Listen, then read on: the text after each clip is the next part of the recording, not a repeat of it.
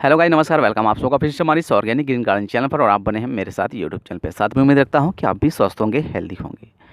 Friends, आज की video पे मैं आपको दिखाने वाला हूं कि माइट का जो अटैक होता है हमारे फसल पे, हमारी क्रॉप पे, वो कितनी ही बुरी होती है।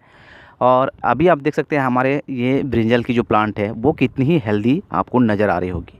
पौधे की ग्रोथ बहुत ही अच्छी हो रही है और पौधे की हेल्थ भी बहुत ही अच्छी नज़र आ रही होगी। बट अगर आपको मैं सामने से दिखाऊं और इसकी पत्तों की बैक साइड अगर आपको दिखाऊं तो आपको अपनी आंखों पे विश्वास नहीं होगी। माइट का अटैक इतना बुरा होता है जो कि अभी आप इस पिक्चर में मैं आपको दिखाने वाला हूँ। इसके पत्ते के बैक साइड पे माइट जो होती है, वो जो मकड़ी, रेड कलर की जो मकड़ी होती है, वो इतनी बुरी तरह से अंडे देती है और पत्तों के बैक साइड पे इतनी इसके बच्चे हो जाते हैं। देन अगर अभी इसे निजात नहीं पाते हैं तो 10 दिन या 15 दिन आप इसी तरह अगर छोड़ दें तो जो पौधे की पत्तियाँ को, जो पत्ते के बीच में जो सेल होती है जिसे हम पर्णहरित कहते हैं, जो पौधे पत्ते जो जब धूप उस पे मिलती है और जो फोटोसिंथेसिस की जो प्रोसेस होते हैं, जो वो पौधा अपना खाना बनाने का काम करती है, ग्रीन भाग, वो ग्रीन भाग को ये जो माइट्स है वो काफ़ी तेज़ी से खाने लगती है और वो वाइट कलर में बदल जाते हैं पत्तियाँ, जिससे पौधे खाना सही तरीके से नहीं बना पाते हैं और पौधे की ग्रोथ इस तरह से रुक जाती है, जिससे पौधे में फूल भी नहीं होंगे, ना फ्रूटिंग होंगे।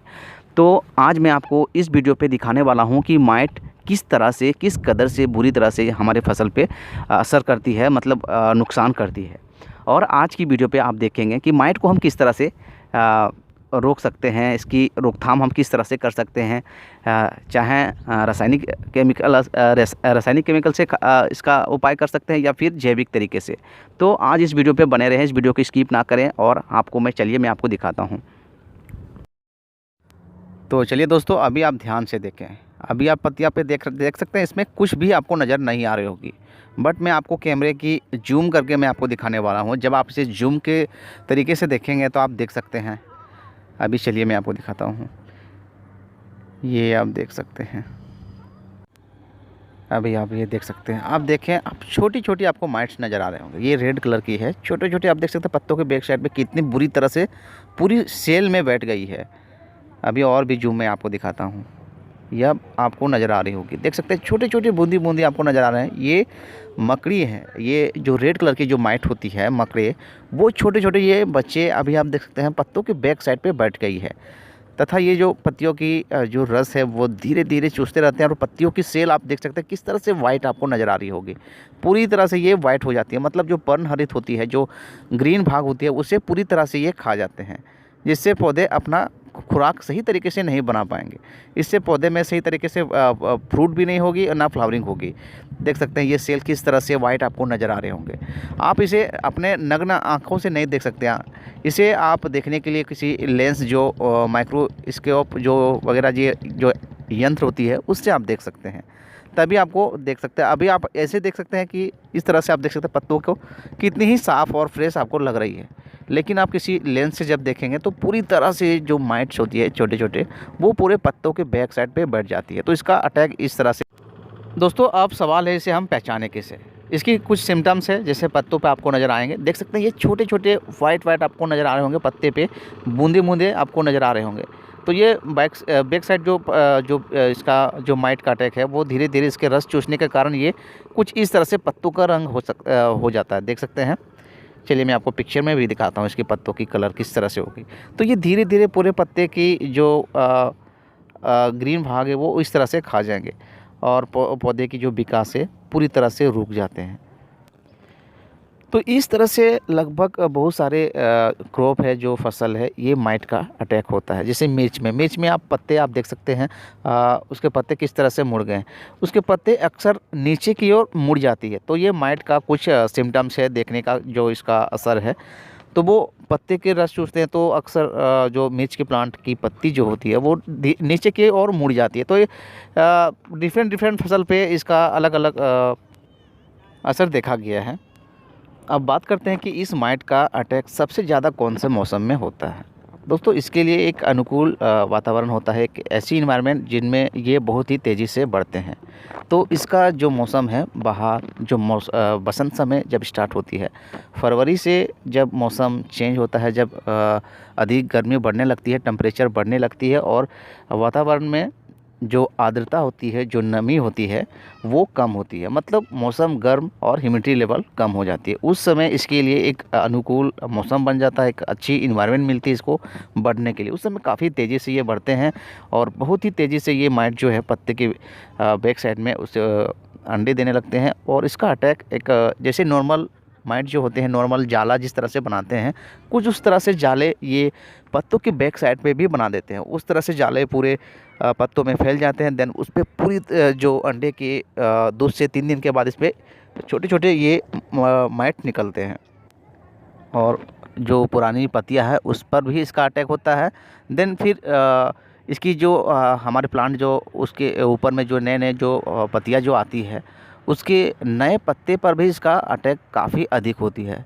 और जब नए पत्ते पर ये बैठते हैं बैक साइड पे, तो वो धीरे धीरे उसके रस चूसते हैं। जब वो पौधे के ऊपर जब फ्लावरिंग होती है वो, तो वो फूल जो है, जो इसकी फ्लावरिंग होती है वो कभी कभी गिर जाती है। अक्सर ये आप देखते होंगे। तो ये सारे जो रीजन है, अक्सर इस माइट्स का ही असर होता है। तो चलिए हम देखते हैं कि इसे हम किस तरह से रोक सकते हैं। इसके लिए 2 उपाय हैं, या आप जैविक उपाय से भी इसे रोक सकते हैं, या फिर रासायनिक केमिकल जो स्प्रे होते हैं उससे भी हम रोक सकते हैं। लेकिन अगर आप थोड़ी मात्रा में इस तरह से वेजिटेबल लगाते हैं, जब गमले में, जब अपने टेरेस पे अगर हम कम मात्रा में इस तरह से वेजिटेबल लगाते हैं, तो उसे आप बहुत ही आसानी से आप ख़त्म कर सकते हैं। चलिए सबसे पहले अभी आपको मैं दिखाता हूँ कि किस तरह से। सबसे पहले जो स्प्रे बोतल हमारी होती है, उसे आप पत्तों के बैक साइड पे स्प्रे काफ़ी तेज़ी से आप जब करेंगे तो ये हटने लगते हैं। चलिए मैं आपको दिखाता हूँ कि किस तरह से इसे हम साफ़ करते हैं। इसे आप इसे स्प्रे करके इसे धो सकते हैं, इससे भी आपको निजात मिल जाएगी। ये आप देख सकते हैं, इस तरह से पूरी पत्तियों को अगर आप इस तरह से प्रेस करेंगे तो ये पूरी तरह से धुल जाएंगे।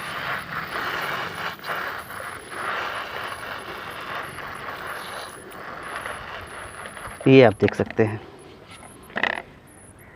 पूरी तरह से ये वॉश हो गई। और फिर अब इसमें हमें नीम ऑयल और डिटर्जेंट पाउडर की जो लिक्विड होती है उस पर हम इस पर मिला देंगे और फिर से एक बार हम इसे स्प्रे करेंगे। इस तरह से आपको सप्ताह में 2 बार अगर आप करेंगे तो ये पूरी तरह से ख़त्म हो जाएंगे।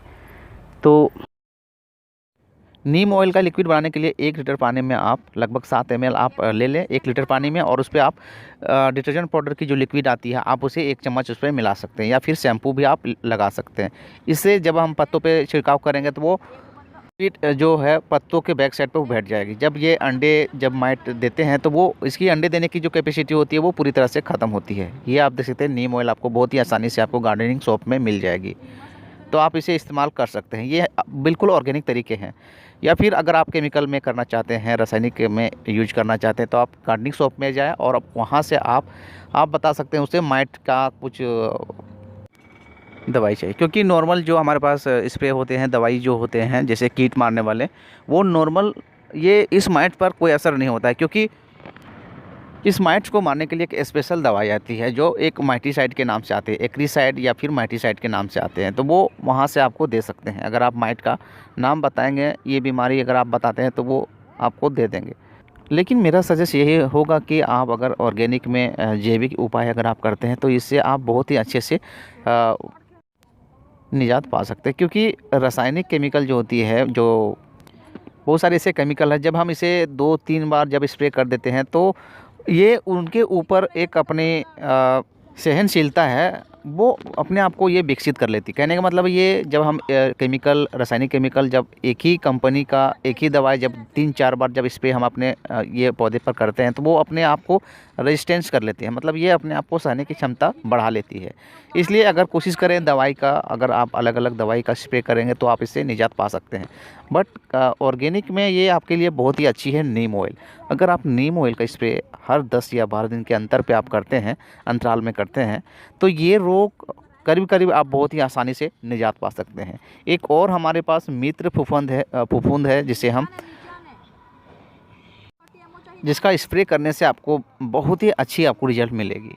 उसका नाम है बेवेरिया बेसियाना। ये एक जैविक उपाय है, ये एक मित्र फफूंद है। जब हम इसे स्प्रे करते हैं पत्तों के बैक साइड पे, तो माइट्स के ऊपर ये एक तरह सा एक कवच बनाती है। मतलब उसे एक फंगस जिस तरह से मिट्टी पे बनती है, तो उसके ऊपर ये पूरी शरीर के ऊपर में वो फंगस बन जाती है और वो धीरे धीरे उसको खाने लगती है और वो एक तरह से वो पूरी तरह से ख़त्म हो जाती है। तो बेवरिया बेसियाना भी आप स्प्रे कर सकते हैं।